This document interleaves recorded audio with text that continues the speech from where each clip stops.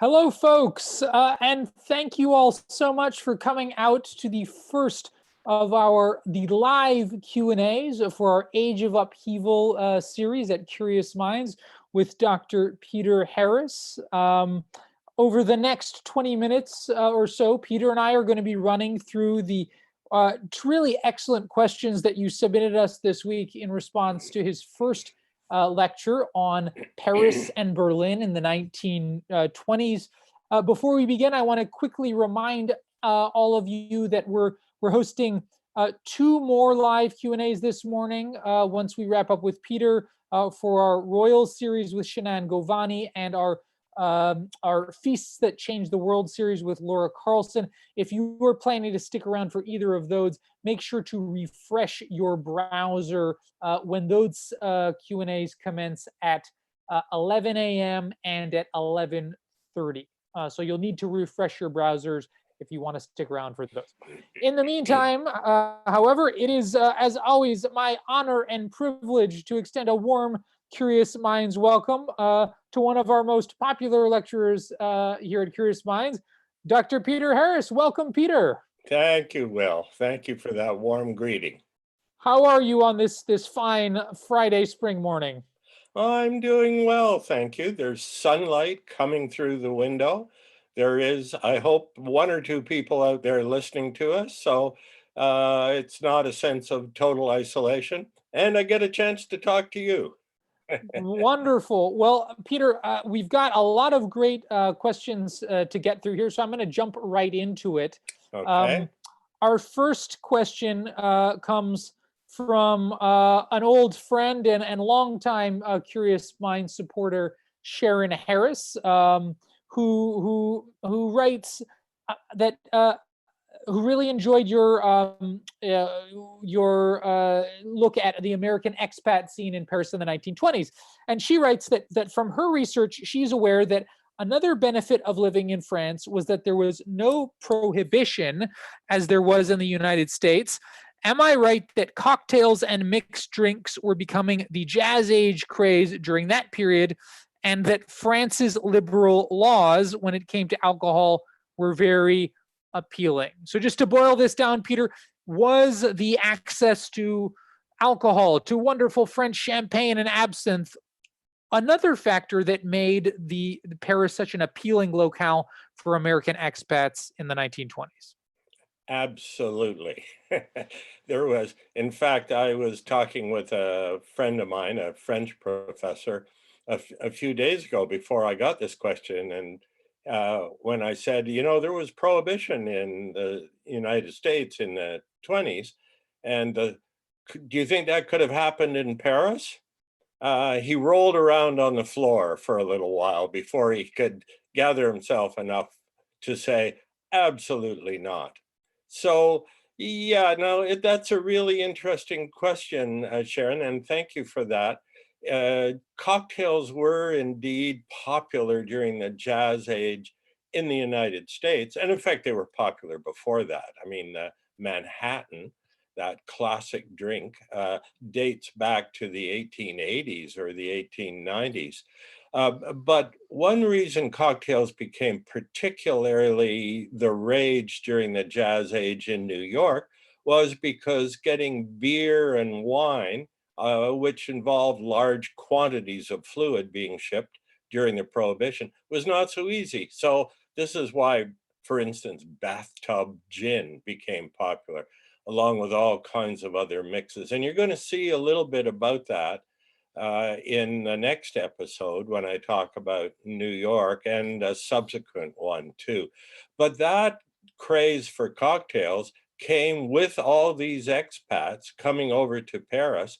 They could drink freely there. Yes, wine and absinthe, but also cocktails. And actually, that's all part of an interesting phenomenon of, well, what the Germans called Amerikanismus, and what the French called l'américanisme. So a bar opened in Paris in 1921, 22 called Harry's New York Bar. And that was a favorite of Hemingway's, by the way. Harry's claims to have invented the Bloody Mary, and the sidecar. And of course, it was thronged with expats who could get the drinks they were used to over in the speakeasies in New York. So I guess the short answer to that is that yes, the craze for cocktails came with all these expats and the general fashion for things American. And I'll certainly be talking about that more when I get on to a little more detail about the heyday of Weimar Germany and some of the things that went on in Paris too. All right, and yes, stay tuned in lecture two, Sharon and others, for some great discussions of prohibition in the U.S. from Peter. Our next question comes from Roseanne Partington, and it deals with, I think, a similar theme to our first question.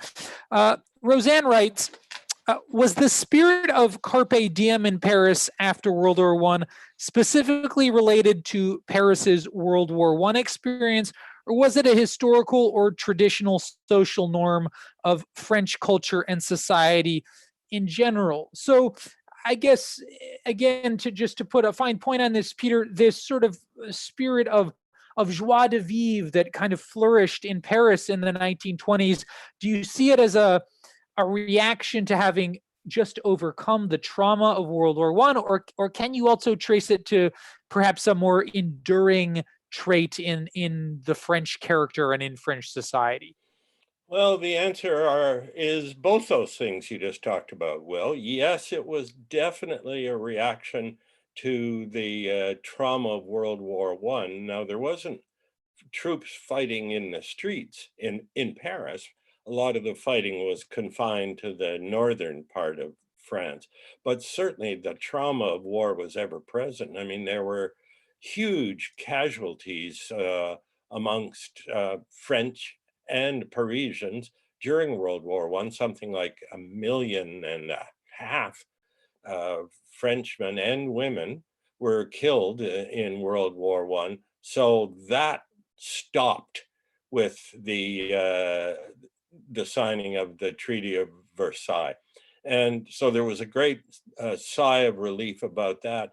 And so, yes, it's partially because of the end of World War I, but it also dates back to pre-World War I. We all know about the La Belle Époque in Montmartre with Toulouse-Lautrec and the Moulin Rouge and so on. And that was certainly a spirit of Carpe Diem, live for the day, going on there. Now, it goes hand in hand. Paris, after all, is a really exciting, complex city. So it goes hand in hand with lots of violence and political upheaval. Certainly, political history of Paris and of France in the latter part of the 19th century is no calm, quiet period.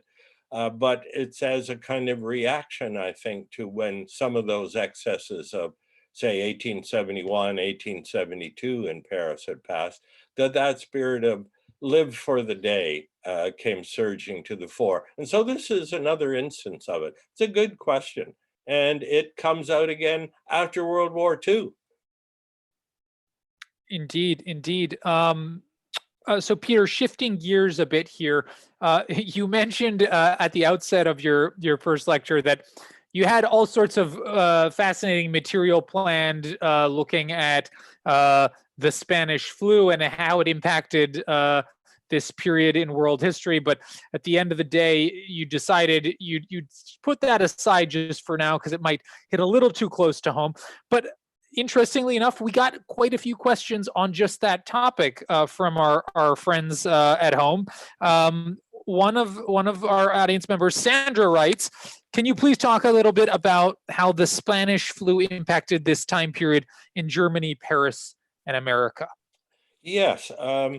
Yes, Will, you refer to at the start of, actually, I think it's the second lecture, which people haven't seen yet, but I was going to talk about the Spanish flu, and I just said, oh, God, more stuff about pandemic and so on. So I talk about something else that went viral in well, in the 20s and again now, because I try to pick up on this theme of how things happening in the 20s recur today.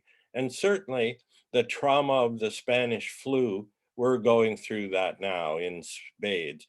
I should just clarify, just before I expand a little bit on that. It was, why was it called the Spanish flu? Because it didn't start in Spain. Well, it was called that because, of course, it surged in the first and second waves of it were 1917, 1918, particularly in Germany and in France and elsewhere. Um, but of course, censorship, the war was on. The censors in Germany and in France were not keen to talk about this flu that was ravaging the ranks of soldiers. So they simply suppressed any information about it in Germany and France. Whereas in Spain, they said, well, it's going on in Spain because Spain, of course, was neutral during World War I. But it really wasn't Spanish flu. And in fact, in Spain, they called it the French flu. Anyway, the numbers, of course, were devastating. Uh, I mean, 50,000 Canadians died of the Spanish flu in 1918, 1919. 400,000 French died of it in that same period. And how many in Germany? Well, the number, how many are dying of COVID-19 now? You get all these different answers. Well, it depends on how you count it and so on. Same thing was happening back then. So it looks like there were around 425,000, maybe fewer, maybe more in Germany, because medical record keeping, especially during the war, was not entirely fail-proof. And Americans, I mean, it was brought back with a lot of the doughboys returning from World War I. 675,000 Americans, they estimate, died from that flu. And they were trying the same sorts of things like quarantine and wearing face masks and avoiding public meetings and shutting down some businesses. And as we're seeing now in the United States, and to a degree here, those kind of strictures were followed more or less, or more and less. In Philadelphia, for instance, they had a big parade to mark the end of World War I, much against the advice of medical officers there. So hundreds of thousands of people gathered in downtown Philadelphia for that parade. Within days, there were thousands of cases more of Spanish flu, whereas they forbade that same kind of parade in St. Louis, so they had almost no surge in cases afterwards. So the Spanish flu was certainly sweeping through those countries, but it really was mainly over by 1919, and there was another small, fairly minor wave in the early 1920s, but it didn't go on to have a lasting impact into the 20s proper. Just one more point I'll make about the Spanish flu. We know now, of course, how COVID-19 is affecting so many people in care homes and elderly and so on.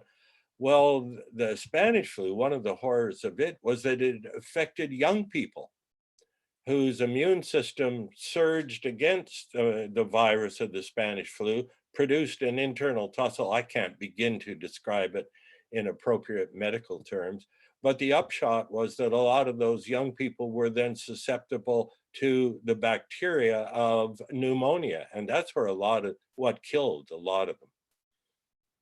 Mhm. Peter, our next question comes from Fran Turner, who writes, I would appreciate some information about the political situation in France during the post-war period, about the conflicts in Germany during this period, especially the evolution of the Nazi Party and its conflict with the communists. Did communism also gain ground in France? Yeah, I clearly made a distinction between Germany and France, because in Germany, as I indicated, there was that power vacuum with the dissolution of the empire and the abdication of the Kaiser. And so both the left and right rushed in to try and fill that power vacuum. Well, there wasn't that same power vacuum in France. Yes, the Communist Party, actually, the Communist Party wasn't founded in France till 1920. It was an offshoot of a group of, a kind of union of socialist political groups who founded what were the initials of it? The PCF, the Party of Communists of France in 1920. And it got some political traction, but it never really emerged during the 20s with the same kind of power that you could see in the streets of Berlin, for instance, where there was fighting between the red shirts and the brown shirts on an almost daily basis. So yes, the Communist Party, as I say, founded in 1920, got some seats in parliament, but it really wasn't until the latter part of the 1930s that it began to emerge as a powerhouse. And I'll be talking about that in the last lecture of the series, when we're into the end of the interwar period. But I should just mention that one of the co-founders of that French Communist Party was Ho Chi Minh, who became the leader of North Vietnam. And for those of you who have read Margaret Macmillan's book about Versailles in 1919 and Paris 1919 and the establishment of the Versailles Treaty, he was there trying to plump for independence for his country. So there's a voice from the past which is still very much echoing with us in this current day. Mm-hmm. It's interesting you mentioned Margaret Macmillan's book, Peter, because we did get a number of questions from folks asking for recommendations on books that emerged from literary scenes of Paris and Berlin in the 20s that we might recommend to them, as well as any subsequent books and movies about the period that might provide good context. We're wrapping up now, so I won't dive into that in too much detail, but we'll follow up with all of you over email with some suggested reading and suggested films in the coming weeks and throughout the duration of the series. I'll just slip in one, if I may, about New York, a terrific book, but it's a real doorstopper. It's about 2 inches thick, but it's called The Supreme City by Donald Miller, how Jazz Age New York helped form the present day the United States. But yeah, we'll send out a list. Absolutely. So Peter, I'll now shift to our final question here from Judy, who writes in with what she characterizes as a very tough question. So Peter, you and your wife can invite 3 notable figures from Paris and Berlin in the 1920s over to your home for a dinner party. Who do you choose and why? Oh, Judy, that is a terrific question. I know I'll get a ferocious argument with my wife, Maureen. My wife is a poet, and she just finished taking a series of, a kind of group discussion of Ulysses. So she would have James Joyce there in a flash. But I'm uncertain who it would be with Paris. I tell you, I'm going to extend it to Berlin, Paris, and New York, if I may, Judy, because who I would invite from New York is one of my favorite audacious figures from that period, and that's Dorothy Parker of the Algonquin Round Table, a marvelous and on occasion quite raunchy wit. I love her stuff. Who would I choose from Berlin? Well, Bert Brecht, because he is just such a master, not only of the new epic theater form, but also of poetry. He writes very trenchant poetry about what's going on in the Weimar period in Berlin. And of course, he teamed with Kurt Weill in doing Mahagoni and the Threepenny Opera. Mahagoni, by the way, is part of that Americanism that I was talking about. I'll expand on that more. So would it be James Joyce? I don't know. I guess I'm inclined to think that Sylvia Beach would be a pretty interesting person to have because she knew all these guys. I think I showed a picture in that first lecture of Sylvia in her bookstore, Shakespeare and Company, with all those pictures of authors and essayists and literary figures on the wall. She just knew everybody. She helped publish the first edition of Ulysses, but she was just so wired in to the larger scene there. So that's probably my list for now. By the time I've had a discussion with my wife about it, Judy, it may have changed. By the way, Judy, I'd be interested to hear who you would choose. A great question, a great parlor game that we can all play throughout the duration of this series over the next 6 weeks. Peter, I'm afraid that's all the time we've got for today. But I wanna thank you so much for taking the time to chat with us. I want to also remind our friends at home to join us again next Friday at this very same time, 10:30 a.m., when Peter and I will run through your great questions on lecture number 2, which will be posted on our digital platform on Monday. You can expect an email from me on Monday letting you know as soon as it's live to begin streaming, along with a few other goodies, maybe some suggested reading articles for you as well, dealing with some of the themes that Peter tackled in week 1. So we look forward to connecting with you again soon. A reminder that if you're going to stick around for our next Q&A with Shanann Govani at 11 a.m., you need to refresh your browser at 11 a.m. So click on that URL on the top of your web page and refresh it before our 11 a.m. Q&A. In the meantime, Peter, it's always a pleasure to chat with you. Hope you and Maureen have a wonderful weekend. Enjoy this beautiful spring weather. Yeah, same to you, Will. And thanks to all those watchers and audience who send in questions, and a particular hello to some of my friends who have written me directly by email. Happy to hear from you. All right, talk soon.